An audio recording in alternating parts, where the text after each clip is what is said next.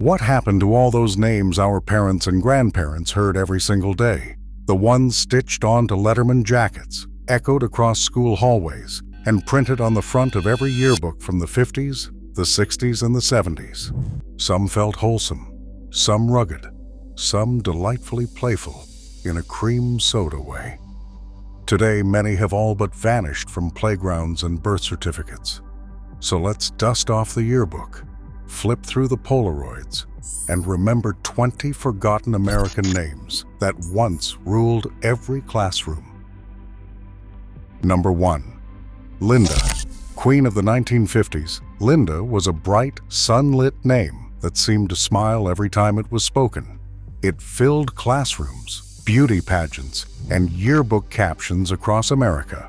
Say it now, and you're instantly transported to a jukebox diner, pastel booths, and the warm optimism of mid-century life. Number 2. Susan. A dependable classic, Susan carried a calm, steady warmth that defined entire communities through the 60s. There were Susans in every office, every classroom, every carpool line. The name had a quiet confidence, never flashy, always familiar. Hearing it today feels like rediscovering a handwritten recipe tucked inside a kitchen drawer. Number 3. Barbara. Strong, stylish, and unmistakably mid-century, Barbara held a polished sophistication few names could match. It suggested poise, intelligence, and a certain no-nonsense charm. Once a favorite of parents who valued grace and grit, it has since faded from nurseries, leaving behind the soft echo of rotary phones and classic paperback novels. Number 4. Deborah. Whether spelled Deborah or Deborah, this name lit up the 1960s with friendly energy. It felt trustworthy, upbeat, and instantly approachable. Perfect for school clubs, camp cabins, and PTA rosters. As decades passed, the name softened into nostalgia, carrying with it the warmth of birthday sleepovers and neighborhood block parties. Number 5. Patricia. Often called Pat or Patty, Patricia was a refined staple from coast to coast. It balanced authority with kindness, making it a favorite among teachers, big sisters, and best friends. Its elegance was undeniable, yet never intimidating. Today it feels like opening a vintage postcard, thoughtful, classic, and unmistakably American. Number 6. Carol. The name brought crisp cheer to mid-century America, peaking in years filled with holiday cards, school concerts, and roller rink lights. The name had a breezy warmth that fit perfectly in suburban neighborhoods. While it has drifted into nostalgia, it still evokes the comforting glow of simpler times and yearbook smiles. Sherry shimmered with pure 60s charm, bubbly, fashionable, and full of carefree sparkle. It conjures images of soda fountains, drive-ins, and perfectly coiffed bangs. Once the name of the girl who knew all the latest songs, it now rests in retro sweetness, forever tied to the soundtrack of the era. A staple of the 50s and 60s, Donna felt kind and reliable. Effortlessly friendly, she was the smiling face in the yearbook, the babysitter every kid adored, the girl who brought sunshine to any room. Today, the name carries a gentle nostalgia, soft, familiar, and wrapped in mid-century warmth. Brenda had a tough, grounded spirit that made it a standout through the 60s and the 70s. The name summed up a dependable, no-nonsense charm.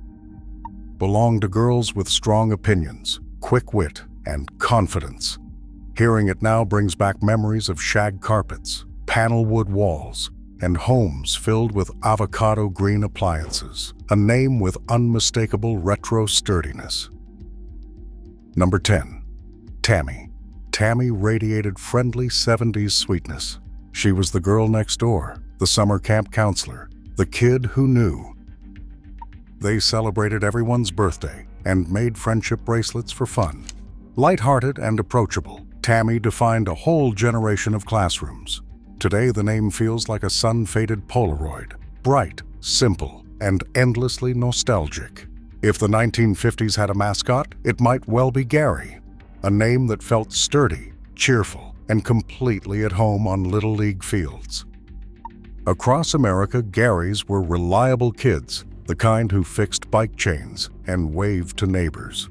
Today, the name brings back malt shops and Saturday matinees. Easygoing and endlessly approachable, he was the friendly face found in classrooms, bowling leagues, and neighborhood barbecues. The name had an effortless mid-century charm, warm without trying, hearing. It now evokes images of striped polo shirts, backyard cookouts, and a time when everyone knew someone named Larry. Number 13, Dennis. Dennis carried that classic boy-next-door energy that defined mid-century America. A dependable name, familiar, yet full of personality. It graced attendance sheets nationwide. Today, Dennis feels appealingly vintage, like discovering an old lunchbox. Or a comic book that instantly pulls you back into the colorful world of the 60s. Tough and unmistakably American, Wayne carried a cool confidence shaped in part by the era's cowboy heroes. It was the name of boys who loved adventure, sports, and anything with wheels. Now it feels like a rugged throwback, echoing. The swagger of denim jackets and Saturday morning westerns. Playful and upbeat, Randy embodied the pure energy of the 70s, bursting with enthusiasm and charm. The name carried a rock and roll vibe, like a guitar riff baked into its letters. Randy was the fun kid, the one who knew every trend. Today, it sparks instant nostalgia for bell-bottoms and bright, carefree summers. Number 16, Todd. Short, sporty, and unmistakably late 1960s and 1970s. Todd was everywhere, on baseball teams, in school photos, behind the wheel of first cars. Todd's had a laid-back confidence, usually wearing denim and a grin. Say it now, and you can almost hear a muscle car engine turning over in the driveway. Number 17, Glenn. Smooth, steady, and quietly confident, Glenn was a name carried proudly by astronauts, athletes, and honor roll students. It had a polished simplicity that fit perfectly into mid-century optimism. Today, the name feels sleek and retro, like a vintage sports car, classic, understated, and built with unmistakable American resolve. Number 18, Craig. Clean cut. Effortlessly cool, Craig was a staple of the 60s and the 70s yearbooks. Strong, but never flashy, the name belonged to kids who played guitar, ran track, or helped friends with homework. Hearing it now brings back Letterman jackets, drive-in theaters, and crisp black and white school portraits. Friendly, steady, and comfortingly mid-century, Keith was the name. Craig was the kind of boy who helped carry projectors, mowed lawns for neighbors, and showed up on time. He had a dependable charm that made him a favorite.